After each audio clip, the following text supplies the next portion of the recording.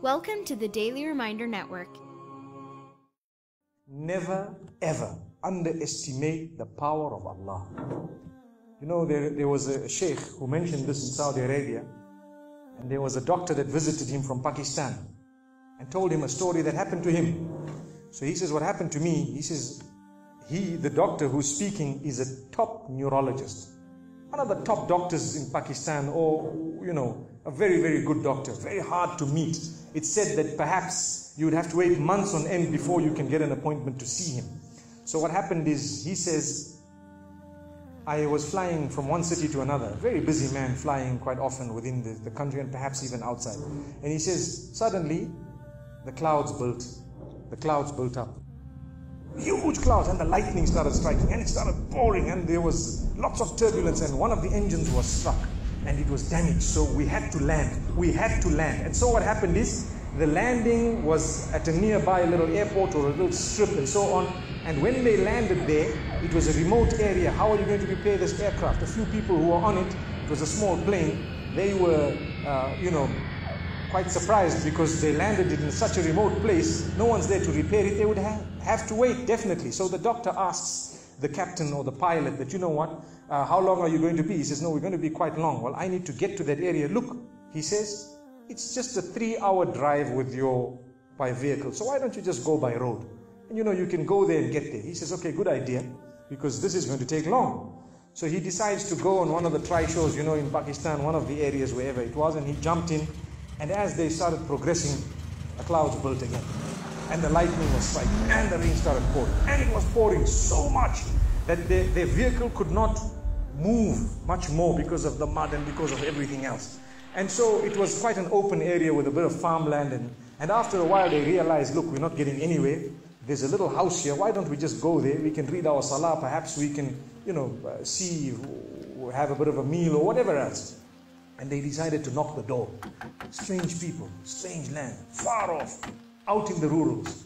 And so he knocks the door, and he's got his little bag and everything, and he walks in. An old lady happened to answer the door after a while, and they spoke to her saying, look, this is what has happened, and we're going from so-and-so to so-and-so, and we just want a place, we want to read salah and so on. And she said, no problem, you can come in. She had a little musalla, a little sajjada, and she had a little baby on the side, or not a baby, but a child. And the child, every little while, she's actually checking on the child, and she's sitting on that musalla, making dua and reading her own salah. These people fulfilled their salah, did whatever they had to. And when they were about to leave, they spoke to the old lady saying, thank you very much, jazakumullah khair, and so on. And, we're going, what's happening to this child, So the woman says, look, the child is an orphan. And the child is unwell, not well at all, very sick. And we've been to all the doctors around. And subhanallah, I'm the grandmother of this child. The doctors have told us that there is only one specialist around who can help this child.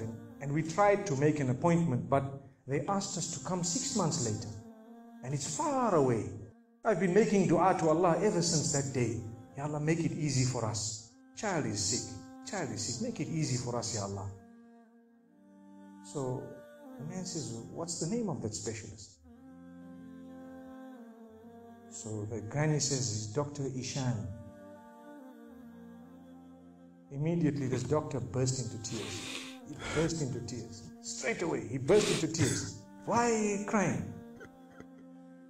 Your dua has just been accepted.